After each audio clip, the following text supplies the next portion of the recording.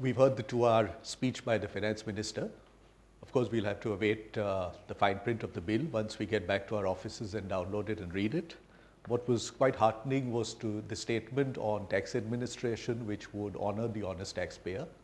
The finance minister spoke about the fact about the very few number of taxpayers, both amongst the corporates and amongst the individuals. Definitely a lot needs to be done to increase those numbers and to ensure and track their growth in their own businesses, in their own activities, and you capture them young so that they remain within the system. That seems to be one of his trends, because even where he has reduced effective rates, he's not reduced the rate, he's given some sort of an incentive. On jumping topics, another aspect which was very interesting is accrual-based accounting for railways.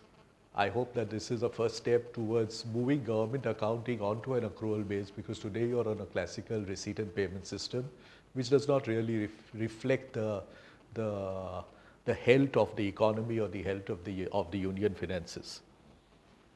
The rate of tax being brought down to 25% for small companies, I suppose, is the first step in what the finance minister announced, I think 2 years ago, where he mentioned that the rate of taxes for corporates would come down to 25%, coupled with removal of incentives.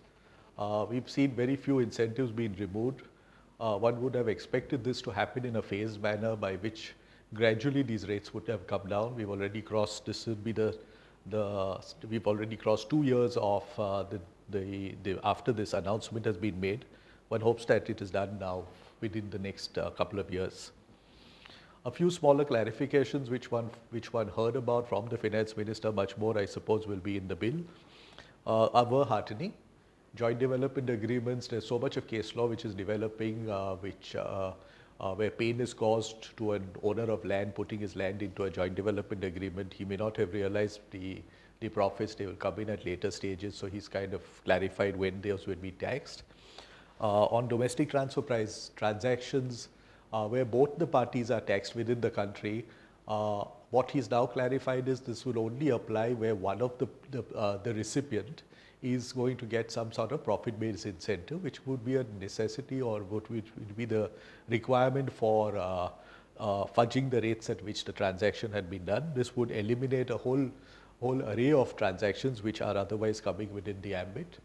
Scrutiny assessment, reducing the time period, again very welcome, but I wonder whether that will be accompanied by reduction in periods of time for reopenings or for 263 actions, because otherwise it really doesn't help, because you'll have a fast scrutiny, you may not have a very perfect scrutiny by the assessing officer, knowing full well that he has the right to reopen very soon thereafter.